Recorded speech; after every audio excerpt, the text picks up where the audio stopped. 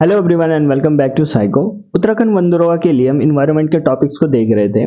तो पिछली वीडियो में हम रिसोर्सेज ऑफ एनर्जी कर रहे थे, जिसमें मैंने आपको कन्वेंशनल सोर्स ऑफ एनर्जी यानी ऊर्जा के परंपरागत सोर्सों के बारे में बताया था।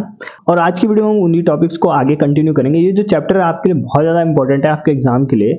यहाँ से क्वेश्चन जरूर बनता है, ठीक है। पिछली बार भी मनरेगा में यहाँ से बहुत ज्यादा क्वेश्चन पूछे गए थे, तो इस बार भी पूछा जाएगा, इसकी 100% गारंटी है। ओके, तो वीडियो को स्टार्ट करते हैं। तो पिछली वीडियो में हमने ऊर्जा के कन्वेंशनल सोर्स ऑफ एनर्जी को देख लिया था, यानी कि ऊर्जा के जो परंपरागत सोर्स हैं उनको हमने देख लिया था। आज की वीडियो में हम non conventional source of energy देखेंगे, यानी ऊर्जा के गैर परंपरागत सोर्सों को देखेंगे। इसमें बहुत सारी चीजों आपको सीखने को मिलेगा, ठीक है। सोलर एनर्जी, विंड एनर्जी, उसके टाइप्स देखेंगे और यहाँ से बहुत ज्यादा क्वेश्चन भी पूछे जाते हैं। ओके, तो चलिए शुरू करते हैं। Non conventional source of energy. तो जीवाश्म ईंधन पर निर्भरता को कम करने के लिए, ताकि जो जीवाश्म ईंधन है लंबे समय तक चल सके, इसलिए हमने क्या किया, non conventional source of energy को अपनाया है, या फिर उसको हम ला रहे हैं यूज में, ठीक। पर्यावरण को बचाने के लिए और प्रदूषण को कम करने के लिए भी हम non conventional source of energy का हम यूज कर रहे हैं। तो इसमें देखिए कौन कौन से आते हैं। पहला है सोलर एनर्जी या फिर सौर ऊर्जा। ऊर्जा का एक प्रमुख रिन्यूएबल सोर्स है। सबसे मेन जो रिन्यूएबल सोर्स है ऊर्जा का वो है सोलर एनर्जी, क्योंकि अभी जब तक पृथ्वी है तब तक सूर्य है। पहले पृथ्वी जाएगा, उसके बाद ही सूर्य जाएगा। तो सूर्य है भाई, तो सूर्य कहीं नहीं जाने वाला। तो ये क्या है, रीन्यूएबल सोर्स ऑफ एनर्जी है। जितना यूज करना है करो। अब इसमें आपको एक चीज याद रखना है, सोलर कांस्टेंट। सोलर कांस्टेंट बहुत बार एग्जाम में पूछा जाता है। सौर स्थिरांक बोलते हैं हिंदी में। पृथ्वी की सतह पर प्रति 1 मीटर स्क्वायर क्षेत्रफल पर 1 सेकंड में आने वाली सौर ऊर्जा को सौर स्थिरांक कहते हैं। पृथ्वी की सतह एक यूनिट सरफेस ले लिया हमने, 1 मीटर स्क्वायर सरफेस ले लिया। सूरज से इस पे 1 सेकंड में जितनी भी एनर्जी आ रही है, जितनी भी ऊर्जा आ रही है, उसी को हम बोलते हैं सोलर कांस्टेंट या फिर सौर स्थिरांक। इसका मान फिक्स है, कितना है, 1.4 किलो जूल मीटर स्क्वायर पर second. 1.4 kilo joule metre square पर सेकेंड, या फिर इसको हम किलोवाट में क्या बोल सकते हैं, 1.4 किलोवाट पर मीटर स्क्वायर, ठीक है। तो ये भी याद रखना है, पूछा जाता है एग्जाम में। सौर स्थिरांक की वैल्यू कितनी, 1.4 किलो जूल मीटर स्क्वायर पर सेकेंड, या फिर 1.4 किलोवाट पर मीटर स्क्वायर, ठीक, याद रहेगा। अब सोलर एनर्जी तो हमें इतनी मिल रही है, सोलर एनर्जी डायरेक्ट हम थोड़ी ना ले लेंगे। उसके लिए हमने क्या बनाया है, कुछ युक्तियां, डिवाइसेस बनाई है, कुछ डिवाइसेस। तो डिवाइसेस हम देख लेते हैं। मेनली अभी तक जो यूज कर रहे हैं हम 3 प्रकार के डिवाइसेस। एक होता है सौर कुकर या फिर सोलर कुकर, दूसरा होता है सोलर हीटर, और एक सोलर पैनल जो सबसे ज्यादा यूज किया जाता है। देखिए, सौर कुकर और जो सोलर हीटर है, सौर ऊर्जा को किस में कन्वर्ट करता है, ऊष्मा में, हीट में। ये याद रखना है आपको। जो कुकर है, सोलर कुकर और सोलर हीटर, ये सोलर एनर्जी को कन्वर्ट करेगा, हीट में कन्वर्ट करेगा। और जो सोलर पैनल है, ये क्या करेगा, सोलर एनर्जी को विद्युत में, इलेक्ट्रिसिटी में कन्वर्ट करता है, ठीक है। समझ में आ गया। सबसे पहले हम देखते हैं solar cooker. Use to cook food with the help of sunlight. मतलब हम खाना पकाते हैं किसकी मदद से, सूर्य की मदद से। इट इज ऑफ 2 टाइप, ये 2 प्रकार के होते हैं। देखिए, पहला होता है बॉक्स टाइप और दूसरा होता है कॉनकेव रिफ्लेक्टर टाइप। 2 टाइप होते हैं, कौन कौन सा, बॉक्स टाइप हो गया और दूसरा हो गया कॉनकेव रिफ्लेक्टर टाइप। ओके, देखिए दोनों देख लेते हैं। Box type, use of plane mirror reflector. तो पूछा जा सकता है क्वेश्चन कि जो बॉक्स टाइप सोलर कुकर होता है उसमें किस प्रकार का दर्पण का यूज करते हैं, किस प्रकार के मिरर का यूज करते हैं। तो समतल दर्पण का यूज करते हैं, प्लेन मिरर का यूज करते हैं। बॉक्स के अंदर काला पेंट करते हैं, बॉक्स के अंदर काला। अच्छा, काला पेंट क्यों करते हैं, क्योंकि ये आपको पता होना चाहिए, काला जो रंग होता है वो सोलर एनर्जी को एब्जॉर्ब कर लेता है, उसको अवशोषित करता है। उसको अवशोषित करने की मात्रा अधिक होती है काले रंग का।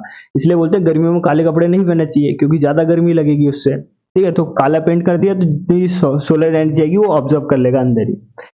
2 से 3 घंटे में बॉक्स के अंदर का ताप 100 डिग्री सेल्सियस से 140 डिग्री सेल्सियस तक पहुंच जाता है, और इसमें तो खाना आराम से बन ही जाएगा, है ना।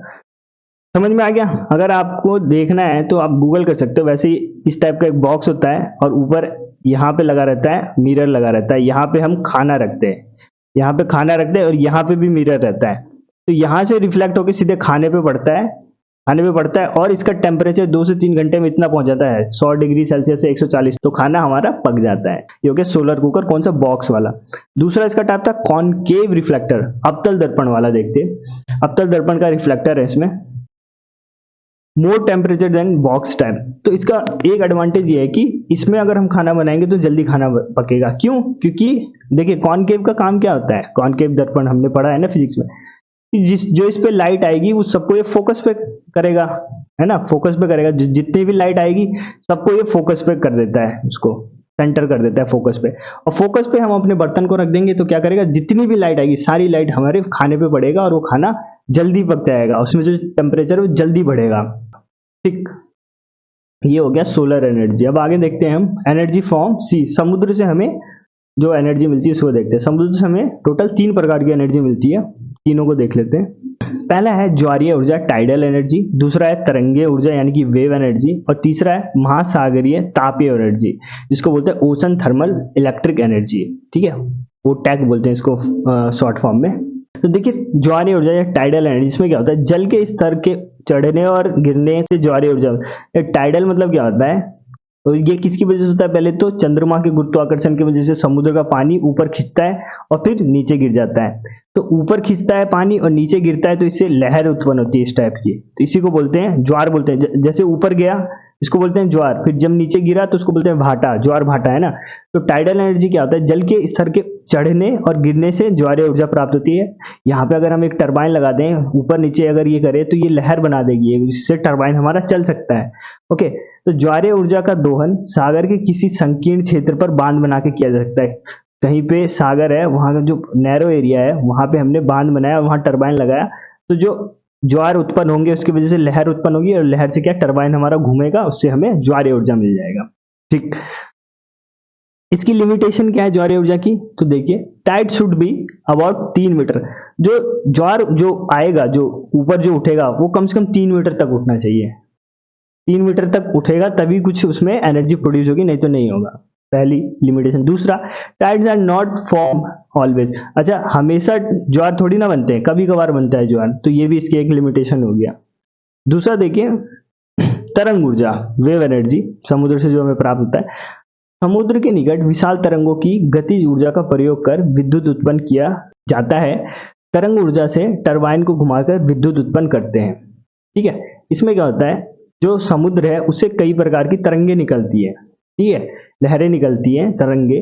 तो उन तरंगों से हम क्या कर सकते हैं, टरबाइन को घुमा सकते हैं और उससे हम एनर्जी ले सकते हैं। इसकी लिमिटेशन क्या है, जहां तरंग अधिक प्रबल हो वहीं ये कारगर हो सकती है, जहां पे तरंग ज्यादा प्रबल होगी वहीं पे हम इससे एनर्जी ले सकते हैं। ठीक, नेक्स्ट देखिए ओटेक के बारे में देखते हैं, ओशन थर्मल इलेक्ट्रिक एनर्जी।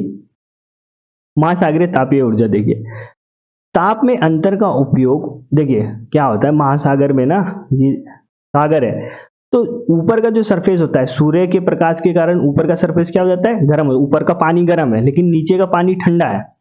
तो जो स्तर है ना उसमें टेम्परेचर का बहुत अंतर होता है। कितना होता है, देखिए आप ऊपर का जब गर्म, नीचे से लगभग 20 डिग्री का अंतर होता है, यानी कि ऊपर का जो जल है वो 20 डिग्री ज्यादा होगा नीचे वाले जल से, नीचे वाले जल से। ठीक है, और आप जितना नीचे जाते रहोगे उतना अंतर बढ़ता रहेगा, बढ़ता रहेगा। ठीक है, तो ये आपको ध्यान रखना है, ऊपर का जल क्या होगा और नीचे वाले जल में लगभग 20 डिग्री तक का अंतर पाया जाता है सागरों में, और इसी का उपयोग हम करते हैं महासागरीय तापीय ऊर्जा बनाने में। ठीक है, तो ताप में अंतर होता है, स्तर जो पानी का जो ऊपर वाला है वो ज्यादा होता है उसका टेम्परेचर, नीचे वाले का कम टेम्परेचर होता है। इसमें ताप के अंतर के कारण हम महासागरों से महासागरीय तापीय ऊर्जा का दोहन करते हैं। अब इसमें करते क्या है, देखिए ऊपर के गर्म जल से अमोनिया को उबालकर वाष्प जनित टरबाइन को घुमाते हैं और विद्युत उत्पन्न करते हैं। ऊपर जो जल है उस पर हम अमोनिया को गर्म करेंगे, अमोनिया को गर्म करने से क्या होगा, ये वेपोरेट होगा, वेपोरेट यानी वाष्पीकरण होगा, और ऊपर हम टरबाइन लगा देते हैं। तो टरबाइन लगाएंगे, ये टरबाइन को घुमाएगा घुमाएगा और उससे क्या होगा, इलेक्ट्रिसिटी हमें प्राप्त हो जाएगी। ठीक है, तो इसमें क्या करते क्या है, ऊपर का जल क्या है, गर्म है, उसमें हमने क्या किया, अमोनिया को उबाला, अमोनिया को उबालने से क्या होगा, वाष्प बनेगा, और वाष्प क्या करेगा, टरबाइन को घुमाएगा और उससे हमें क्या मिल जाएगा, एनर्जी मिल जाएगा। इसकी लिमिटेशन क्या है, तो दोहन कठिन है, एनर्जी लेना कठिन है इससे। पर यह टाइडल से अच्छा है क्योंकि इसके लिए वेट नहीं करना पड़ता है ना। टाइडल से तो अच्छा ही है, तो टाइडल में तो हमें ज्वार का वेट करना पड़ता है, टाइड का वेट करना पड़ता है, लेकिन इसमें वेट नहीं करना पड़ता है।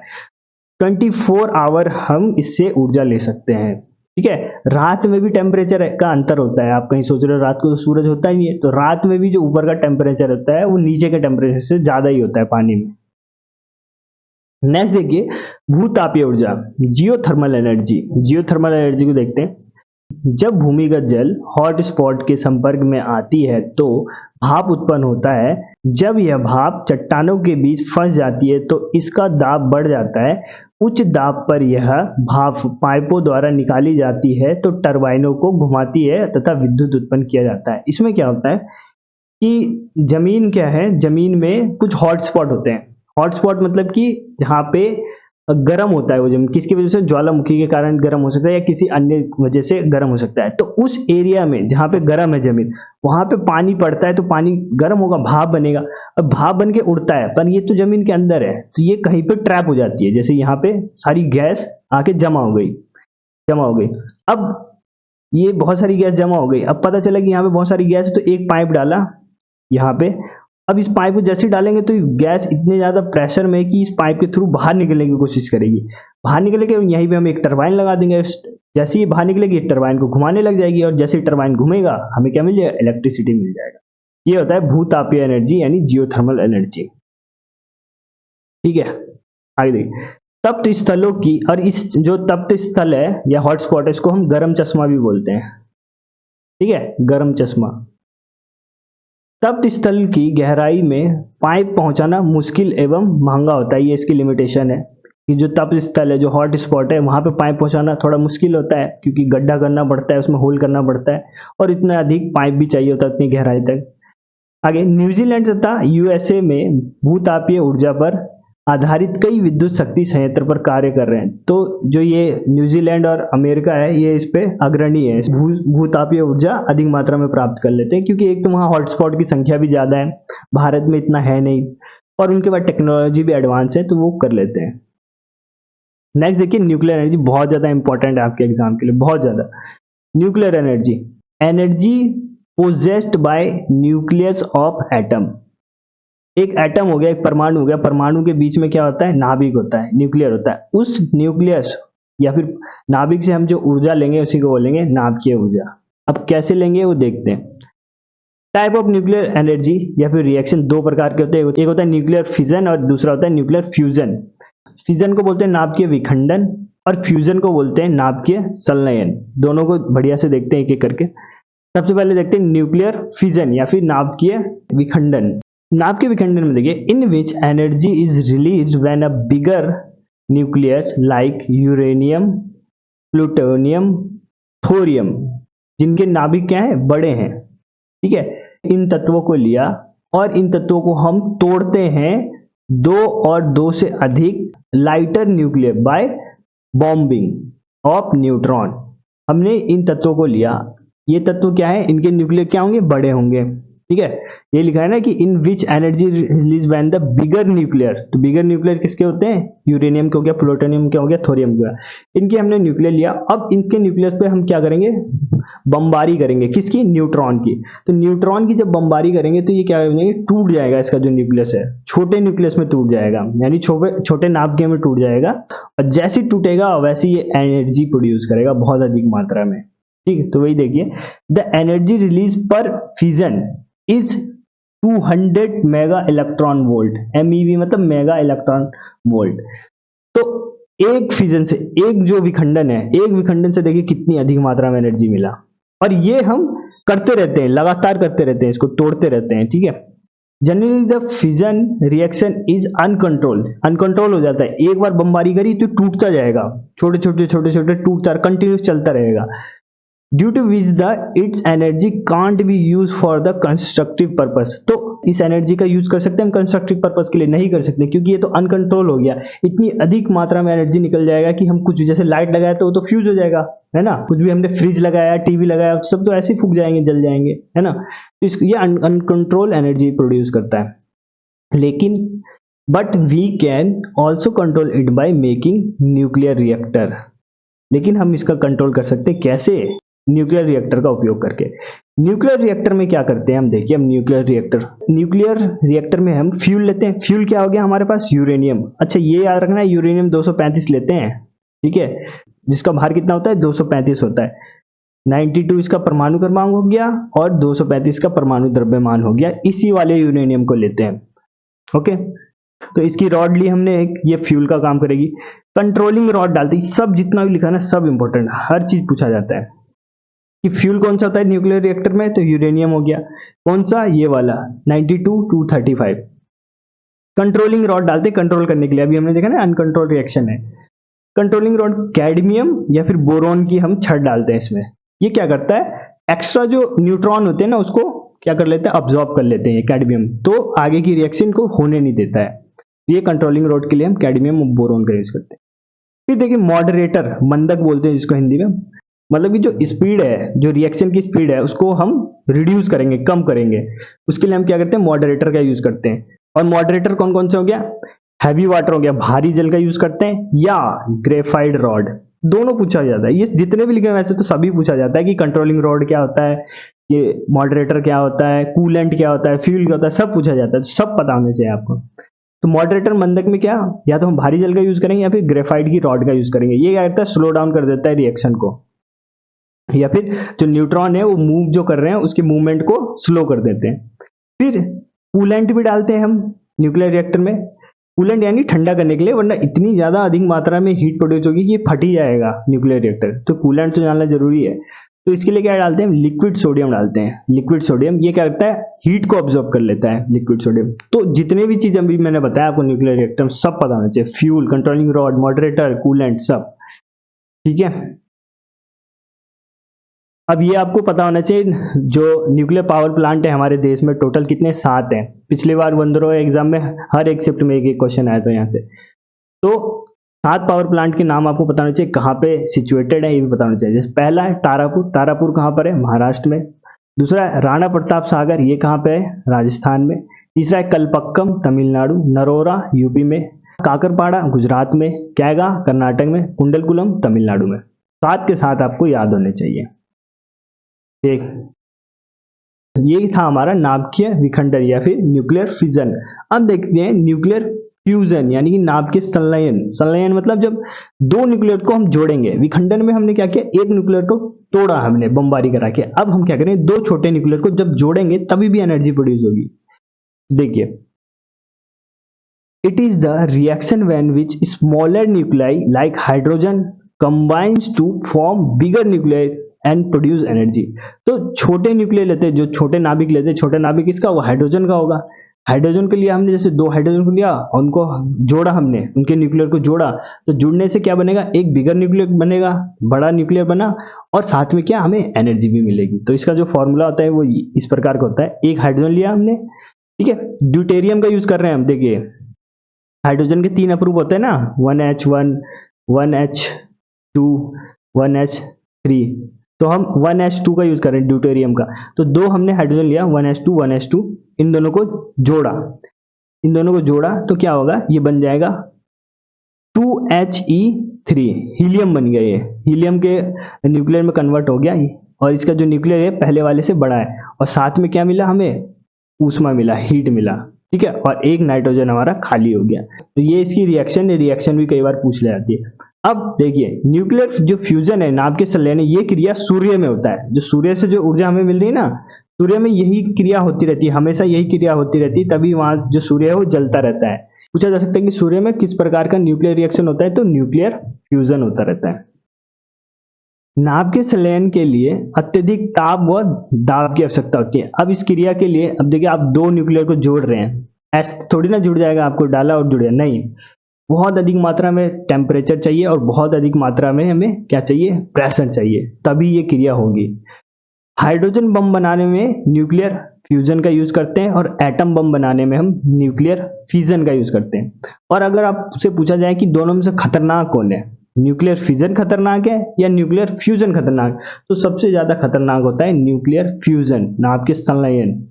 आपको ऐसे याद करना है कि एकता में पावर होती है, एकता में पावर होती है। बस आपको ऐसे याद करना है। एकता यानी यहाँ पे जुड़ रहे हैं ना, दो न्यूक्लियर जुड़ रहे हैं, इसलिए ये ज्यादा खतरनाक होता है। ठीक है, तो हाइड्रोजन बम ज्यादा खतरनाक होता है एटम बम से। और हाइड्रोजन बम में कौन सी क्रिया होती है? न्यूक्लियर फ्यूजन होती है, नाभ की संलयन। एटम बम में होता है न्यूक्लियर फिजन यानी कि नाभ के विखंडन।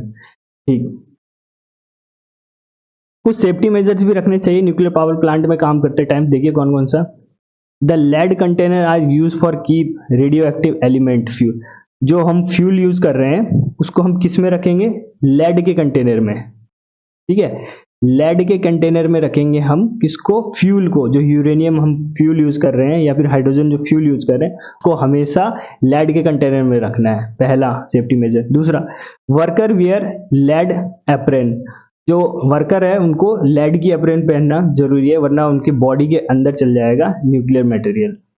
फिर they are well insulated in the chamber made of glass. जो वहां काम कर रहे हैं वो एक ग्लास के अंदर बंद होने चाहिए, या फिर बोल सकते हैं कि इधर अगर क्रिया हो रही है तो बीच में इनके ग्लास होनी चाहिए, ग्लास की दीवार होनी चाहिए, वो भी बहुत मोटी, जिससे यहाँ पे, क्योंकि ग्लास के आर पार नहीं जा सकता है न्यूक्लियर पदार्थ, इसलिए हम लेड का कंटेनर यूज कर रहे हैं, लेड के कपड़े यूज कर रहे हैं। ठीक है, अब एडवांटेज देखिए, न्यूक्लियर एनर्जी से एडवांटेज क्या है? No need to feed the fuel again. एक बार आपने फ्यूल डाला, देखा ना हमने नाभ के विखंडन में, एक बार हमने यूरेनियम को डाला और न्यूट्रॉन की बमबारी करा दी तो वो अनकंट्रोल हो गया, वो होते जाएगी, जब तक हम उसको रोकेंगे नहीं तब तक वो होता रहेगा। तो एक ही बार फ्यूल डालने की जरूरत है इसमें, अगेन नहीं। Fuel is one fed. ठीक है, एक ही बार फ्यूल को डाला जाता है। ठीक है, अब रिन्यूएबल और non renewable resources of energy में एक बार देख लेते हैं अंतर क्या होता है। ये बता दिया मैंने, किसी ना किसी दिन समाप्त हो जाएंगे नॉन रिन्यूएबल, और जो रिन्यूएबल वो समाप्त नहीं होंगे, उनका पुनर्जनन होता रहेगा जैसे फॉसिल। ये बता ही दिया मैंने आपको कुछ। ठीक, तो ये चैप्टर आपका यहीं पे खत्म हो गया। थैंक यू एवरीवन इस वीडियो को देखने के लिए। कमेंट के माध्यम से आप जरूर बताएं कि ये वीडियो आपको कैसी लगी। मिलते हैं नेक्स्ट वीडियो में। जय हिंद।